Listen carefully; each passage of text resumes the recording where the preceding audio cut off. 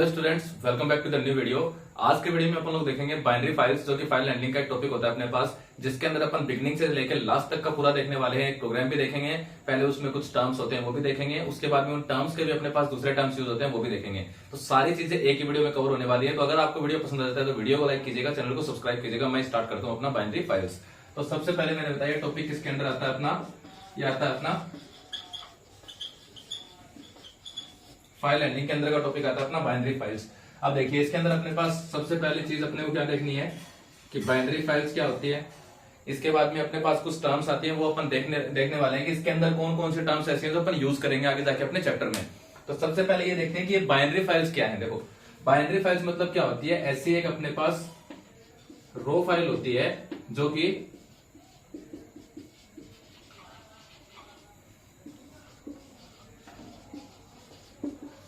Human readable नहीं होती। मतलब एक ऐसी फाइल होती है जो कि कंप्यूटर समझ सकता है बट अपन नहीं समझ सकते।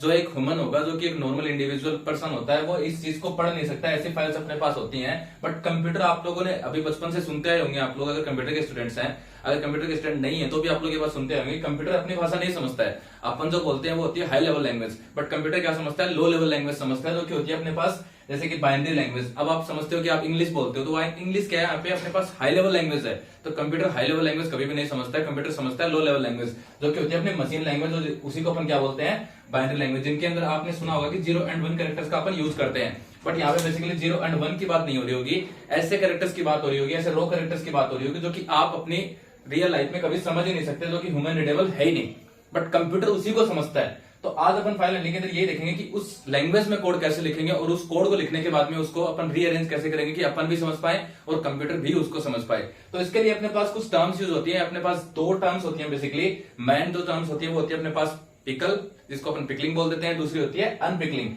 एक होती है एक चीज को कन्वर्ट करना दूसरी में, दूसरा उसका रिवर्सल होता है। अब उनको देख लेते हैं कि वो चीजें कैसे काम करती है। तो देखिए, बेसिकली अपन बात करेंगे पिकलिंग एंड अनपिकलिंग के बारे में, बट उस टर्म्स को भी अपन और कुछ बोलते हैं जो कि पेपर में क्वेश्चन पूछता है। पेपर में आपको कम चांसेस है कि आपको पिकलिंग और अनपिकलिंग पूछेगा, पेपर में आपको उसका दूसरा नाम लिख के देता है। पहले मैं आपको बता देता हूँ अपन बात किसके बारे में करने वाले हैं। मैंने यहाँ पे दो टर्म्स लिखे हैं, पिकलिंग एंड अनपिकलिंग। अब इसी से रिलेटेड अपने पास जो रियल टर्म्स होते हैं, जो कि उनको अपन बोलते हैं, उनका नाम देखिए। अपने पास जो पिकलिंग होता है इसको अपन बोलते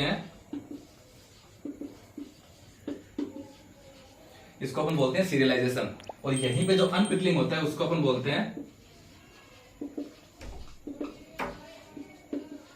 डीसीरियलाइजेशन। नाम सुन के आपको समझ में आ रहा होगा, पिकलिंग का जो प्रोसेस है उसको अपन बोलते हैं सीरियलाइजेशन, अनपिकलिंग का जो प्रोसेस है उसको अपन बोलते हैं डीसीरियलाइजेशन। अब यहाँ पे जो मेन डिफरेंस है उसको मैं यहाँ पे नोट कर रहा हूं ताकि आपको याद रहे, आप कंफ्यूज ना हो। देखो, पिकलिंग मतलब क्या होता है, आपका जो भी पाइथन ऑब्जेक्ट है या फिर आपका जो कोड है उसको आपको क्या करना है,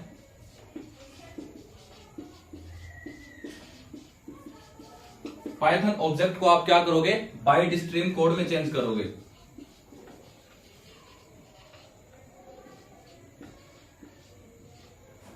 आपका जो पाइथन कोड है उसको आप क्या करोगे, बाइट स्ट्रीम कोड में चेंज करोगे, ताकि क्या समझ पाए, उसको कंप्यूटर समझ पाए। ठीक है, अब कंप्यूटर ने समझ लिया, अब आपको भी समझना पड़ेगा। तो इसको मैं रिवर्स में लिख रहा हूं, ध्यान से देखिएगा। मेरा जो बाइट स्ट्रीम कोड था,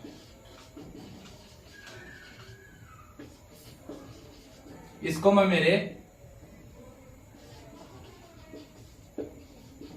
ओरिजिनल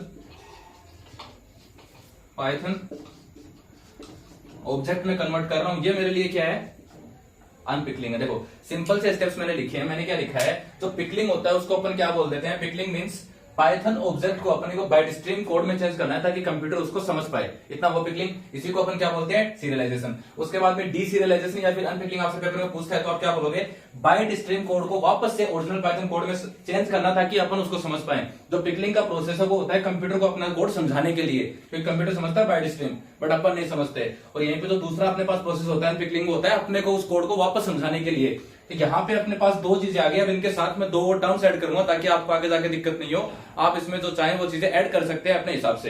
तो देखिए, मैं इधर आपको एक चीज बताता हूं, जो अपन ने पाइथन ऑब्जेक्ट से बाइट स्ट्रीम में कोड चेंज किया है, इसी को अपन बोलते हैं कि राइटिंग इन बाइनरी फाइल्स। इसका मतलब क्या है कि अपन जो कोड लिखेंगे वो अपन ने राइट कर दिया, अब कंप्यूटर उसको समझ पा रहा है। तो मैं इसके साथ में लिख रहा हूं इधर सीरियलाइजेशन के साथ में, राइटिंग इन बाइनरी फाइल। अब राइटिंग इन बाइनरी फाइल का मतलब क्या है कि आपके पाइथन ऑब्जेक्ट को आपने लिख दिया है किसमें, बाइट स्ट्रीम में, तो कंप्यूटर उसको समझ लेगा। बट आपको समझना है तो उसको रीडिंग करवाना पड़ेगा। तो रीडिंग के लिए सिंपल सा क्या होता है, डीसीरियलाइजेशन। इसमें अपन क्या कर देंगे, reading of binary file. Simple, अपने पास जो पिकलिंग होता है उसमें अपन क्या करते हैं, राइटिंग, अनपिकलिंग में क्या करते हैं, रीडिंग। अब जो राइटिंग और रीडिंग करते हैं उसके लिए अपने पास कुछ फंक्शंस यूज हो रहे हैं, उनकी भी अभी बात कर लेते हैं। देखो सिंपल सा क्या होता है, जब अपन बाइनरी कोड लिख रहे होते हैं, बाइनरी का कोड लिख रहे होते हैं बाइनरी फाइल का बेसिकली, तो वहां पे अपन एक लाइब्रेरी यूज कर रहे होंगे जो कि होगी अपने पास पिकल लाइब्रेरी।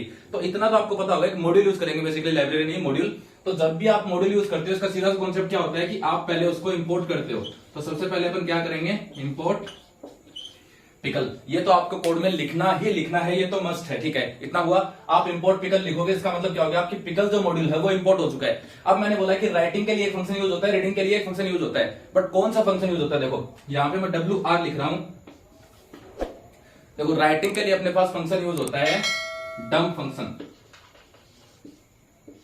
ये लिखा मैंने DUMP, अब फंक्शन है तो ब्रैकेट लग देंगे। इसके बाद में रीडिंग के लिए यूज होता है load function. And I hope आपको इतना पता होगा कि एक मॉड्यूल के फंक्शन को अगर अपन अंदर से कॉल कर रहे हैं तो उसके साथ में मॉड्यूल का नेम आता है। तो सिंपल सा अपन क्या कर लेंगे, इधर लिख देंगे पिकल डॉट डम्प एंड इधर लिख देंगे पिकल डॉट लोड। अब इनके कुछ सिंटेक्स होते हैं, वो सिंटेक्स देख लेते हैं। देखो अपने पास इधर मैंने W लिखा, इधर रीडिंग लिखा, यानी इधर ऊपर राइटिंग था, इधर नीचे रीडिंग था। अब इसको थोड़ा सा चेंज करेंगे तो अपने पास जो सिंटेक्स होता है राइटिंग का वो क्या होता है, देखो पिकल डॉट डम्प, साथ में अपने पास आता है यहाँ पे स्ट्रक्चर। जो स्ट्रक्चर आपको डालनी है, किसमें डालनी है, आपकी बाइनरी फाइल में, वो स्ट्रक्चर आ जाती है। यहाँ पे स्ट्रक्चर का मतलब मैं आपको एक मिनट में बताऊंगा। अब ये स्ट्रक्चर आई, इसके साथ में क्या जाता है, फाइल ऑब्जेक्ट, जो भी आपने फाइल का ऑब्जेक्ट बनाया है। आगे जाके अपन प्रोग्राम देखेंगे इसी वीडियो में, तो उसमें मैं आपको समझा दूंगा कि फाइल ऑब्जेक्ट कौन सा है, स्ट्रक्चर कौन सा है। अभी के लिए इतना समझो, आप अपनी फाइल में डाल सकते हो लिस्ट हो गया, डिक्शनरी हो गया, टपल हो गया, स्ट्रिंग हो गया। ये सारी चीजें मेरे लिए क्या है, ये स्ट्रक्चर्स हैं। अब जो अपने पास रीडिंग का सिंटेक्स आता है वो क्या आता है, देखो इक्वल्स टू में जो स्ट्रक्चर का नाम आता है वो अपन इक्वल्स टू में लिख देते हैं। अब यहाँ पे जरूरी नहीं है कि ये स्ट्रक्चर का नाम आपने इधर लिखा वही आप इधर लिखो, कोई ऐसा कंपल्सन नहीं है, आप अपने हिसाब से चेंज कर सकते हो, ठीक है। इसके बाद में लोड में क्या देगा, इधर क्या रहेगा, एफओबीजे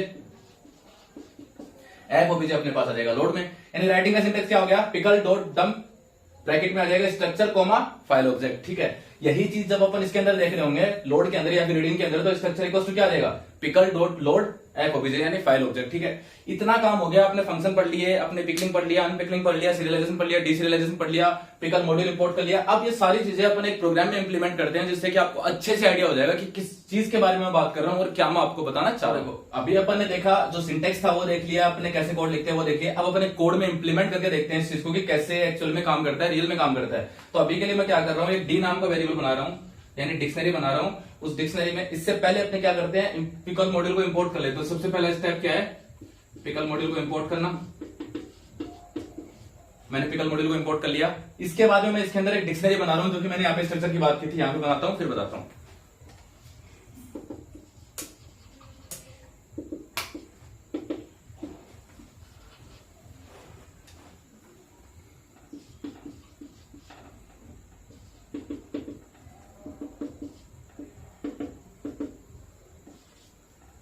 ये मैंने एक डिक्शनरी बनाया, ठीक है। अब ये डिक्शनरी बनाने के बाद में पहला काम मेरा क्या होता है, इसको मेरे को डंप करना है, यानी एक फाइल के अंदर डालना है। तो उसके लिए मैं सिंपल से क्या करूंगा, सबसे पहले इसको मेरे को रन करना पड़ेगा, प्रोग्राम को। तो रन करने के लिए इसको कहीं ना कहीं डालना पड़ेगा, ठीक है। डालने के लिए मेरे को कोई फाइल खोलनी पड़ेगी। तो फाइल ओपन करने के लिए सिंटेक्स क्या होता है अपने पास, विद ओपन, ठीक है, विद ओपन। इसके बाद में फाइल नेम आता है, फाइल नेम डॉट टेक्स्ट। यहाँ पे ध्यान रखना, मैंने कोई अपने पास कोई लोकेशन नहीं दिया है, सिंपल से जहां पे मेरा प्रोग्राम सेव होगा वहां पे मेरा रिजल्ट सेव हो रहा होगा। इसके बाद में मैं इसमें मोड दे देता हूँ, डब्ल्यू मोड की मैं बात कर रहा हूँ, राइट मोड की। सिंपल से मैंने फाइल ओपन कर लिया। इसके बाद में एज क्या नाम से मैं बना रहा हूँ फाइल को, किस ऑब्जेक्ट के अंदर डाल रहा हूँ, मैंने फाइल ऑब्जेक्ट के अंदर डाला। तो ये अपने पास एक फंक्शन होता है, तो यहाँ पे ब्लॉक बनेगा। ब्लॉक मैंने बनाया, फिर अपने पास एक ऐसी प्रॉपर्टी है जो कि ब्लॉक के साथ आती है। मैंने ब्लॉक बनाया, ब्लॉक बनाने के बाद में क्या करना है, अपन क्या कर रहे हैं, फाइल की राइटिंग कर रहे हैं, राइट। तो फाइल की राइटिंग करने के लिए अब ये सिंटेक्स मेरे को इधर लाके लिखना है, बस सिंपल सा क्या लिखना है, देखो पिकल डॉट डम्प। तो ऐसा कैसा आ जाएगा, ओके, पिकल डॉट डम्प आ गया। अब यहाँ पे स्ट्रक्चर की बात की थी मैंने कि आप जो भी list structure, dictionary structure, tuple structure जो भी है, स्ट्रिंग जो भी बनाओगे वो इधर लिखना होता है। अब स्ट्रक्चर कौन सा है, यहाँ पे स्ट्रक्चर का नाम क्या दे रखा है मैंने, डिक्शनरी इसका नाम क्या दे रखा है, डी आ जाएगा। किस फाइल ऑब्जेक्ट के साथ ओपन किया, मैंने यहाँ पे फाइल ऑब्जेक्ट ही रखा है ताकि आप कंफ्यूज ना हो। इतना आने के बाद में मैं इसको सिर्फ प्रोग्राम को सेव करूंगा और रन करूंगा, कुछ नहीं करना है। आपको भी पता होगी ये बात, जब अपन प्रोग्राम में या फिर फाइल में राइटिंग कर रहे होते हैं तो अपने को प्रिंट करने की जरूरत नहीं है, बट आप चाहते हो तो प्रिंट कर सकते हो। यहाँ पे इसके बाहर, लूप के बाहर करना डेटा रिटर्न सक्सेसफुली, इतना लिख के आप दिखा सकते हो प्रिंट में। जब भी ये डेटा रिजल्ट में आ रहा होगा तो सिंपल क्या लिख के आएगा आपके पास, डेटा रिटर्न सक्सेसफुली लिख के आएगा, और ये आपका काम अपनी फाइल के अंदर चला गया, आपका जो डेटा था वो फाइल के अंदर जा चुका है। अभी के लिए इतना काम हुआ, ये था राइटिंग का। अब इसी को अपन कन्वर्ट कर रहे होंगे रीडिंग में, ठीक है। राइटिंग का प्रोग्राम समझ में आया। इसका सिर्फ आपको यहाँ पे रिजल्ट नहीं दिख रहा है क्योंकि आपने सिर्फ राइटिंग करवाई है। इस प्रोग्राम का रिजल्ट देखोगे तो सिर्फ इतना दिखेगा, डेटा रिटर्न सक्सेसफुली, इस नाम से फाइल बन चुकी। सॉरी मैंने यहाँ पे मिस्टेक कर दिया। यहाँ पे फाइल नेम में .dat या फिर bin आएगा, क्योंकि अपन बात कर रहे हैं बाइनरी फाइल की, ना कि टेक्स्ट फाइल की। Okay, sorry for this. यहाँ पे थोड़ा सा ध्यान दे देना वापस से। यहाँ पे dat या फिर bin आ रहा होगा, टेक्स्ट नहीं आ रहा होगा, ठीक है। इसके बाद में देखते हैं इसके बाद में क्या था अपने पास। अब अपन ने राइटिंग कर ली, अब इसी को अपन प्रोग्राम को रीडिंग में स्विच करते हैं। तो रीडिंग में स्विच करने के लिए देखो थोड़ा सा कॉन्सेप्ट चेंज होता है। रीडिंग में करने के लिए अपन इंपोर्ट तो वही करेंगे, इंपोर्ट पिकल किया मैंने, ये जो लाइन लिखी थी इसको मैंने कमेंट में डाल दिया, तो इसका कोई सेंस नहीं रहेगा। इसके बाद में सबसे पहला लाइन मेरे पे यहाँ पे आ गया। मैं क्या कर रहा हूँ, विद ओपन, वही फाइल नेम ओपन कर रहा हूँ, बट यहाँ पे क्या चेंज हो जाएगा, एक तो मोड चेंज हो जाएगा, तो मैंने मोड चेंज कर दिया। रीडिंग में कर रहे हैं ना, तो आरपी कर दिया एज फाइल ऑब्जेक्ट। अब यहाँ पे देखो ऊपर आते हैं, पिकल डॉट लोड है, किसके लिए, रीडिंग के लिए, राइट। रीडिंग के लिए अपने पास क्या है, पिकल डॉट लोड है। तो यहाँ पे मैं क्या करूंगा, यहाँ पे सबसे पहले तो डंप को चेंज करूंगा, किसके अंदर, लोड के अंदर। ये मैंने लोड लिखा इधर। लोड लिखने के बाद में यहाँ पे क्या आता है, सिर्फ फाइल ऑब्जेक्ट आता है। अब यहाँ पे भी मेरा किसके साथ फाइल ओपन है, फाइल ऑब्जेक्ट के साथ में, तो मैंने लिख दिया। फाइल ऑब्जेक्ट के साथ में लिखा, तो यहाँ पे कुछ नहीं आएगा। और अब कुछ नहीं आएगा तो सिंपल से क्या करना है, इसको भी पूरे को उठा के इस स्ट्रक्चर में डालना पड़ेगा। अब यहाँ पे स्ट्रक्चर का नाम डी था, मैंने आपको एक बात बताई थी, यहाँ पे जब मैं बता रहा था, तो जरूरी नहीं है कि आप स्ट्रक्चर का नाम जो ऊपर लिखा वही लिखो। तो मैं यहाँ पे दूसरा लिख देता हूँ, मैंने लाइक ए लिख दिया। ओके, अब ए लिखने के बाद में इस लाइन को भी मैं इसमें डाल रहा हूँ, कमेंट में डालूं तो ये भी रन नहीं होगा। अब जैसे रिजल्ट आया मेरे पास, जो आर मोड में ओपन किया मैंने रीडिंग मोड में, तो सिंपल सी बात है, रीडिंग मोड में कुछ भी ओपन होता है तो उसको अपने को प्रिंट करना कंपलसरी है। तो मैं इसको प्रिंट कर लेता हूं।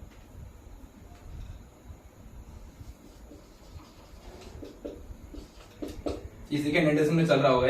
अपन क्या करेंगे, सिंपल सा प्रिंट ए कर देंगे। अब जैसे प्रिंट ए करेंगे तो अपने पास जो रिजल्ट रहेगा वो रिजल्ट आ जाएगा। रिजल्ट में क्या आ जाएगा, आपके पास जो भी आपने डिक्शनरी बनाई थी वो डिक्शनरी आपको रिजल्ट में दिख रही होगी। सिंपल सी बात यही है बस। यहाँ पे अपन ने रीडिंग मोड चेंज कर दिया, तो इसको प्रिंट करना कंपलसरी होता है। मैंने इसको रीड करवा दिया। जैसे आप इसको रीड करवाओगे तो आपके पास रिजल्ट में क्या होगा, जो आपने डिक्शनरी राइट करवाई थी पहले डब्ल्यू मोड के थ्रू, वो अपने पास अब रिजल्ट में दिख रही होगी। ये अपने पास कॉन्सेप्ट होता है बाइनरी फाइल का फाइल हैंडलिंग के अंदर। अगर समझ में आया होगा तो मेरे को बताइएगा। अगर आपको कोई भी तरह का इश्यू आता है इस प्रोग्राम से रिलेटेड, ये प्रोग्राम आपको रन नहीं होता है या फिर ऐसा कुछ इश्यू आता है, तो मेरे को कमेंट सेक्शन में जरूर बताइएगा। आपको उधर से हेल्प हो जाएगी, या फिर हमारे चैनल को कंटिन्यू विजिट करते रहिए, इसके आगे के वीडियोस आपको वहां पे मिलते रहेंगे।